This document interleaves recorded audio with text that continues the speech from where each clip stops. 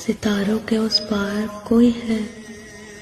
कोई है बहुत मुखलिस सा, कोई है बहुत खूबसूरत सा, कोई है जो मुझसे बड़ी मोहब्बत करता है, कोई है जिसकी इबादत में दिलों को सुकून मिलता है।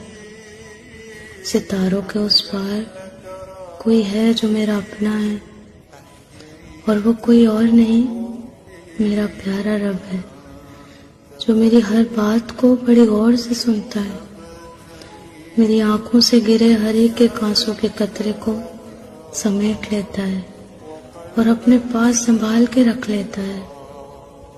फिर मुझसे कहता है, ऐ मेरे बंदे, घबराता क्यों है जब मैं तेरे साथ हूँ।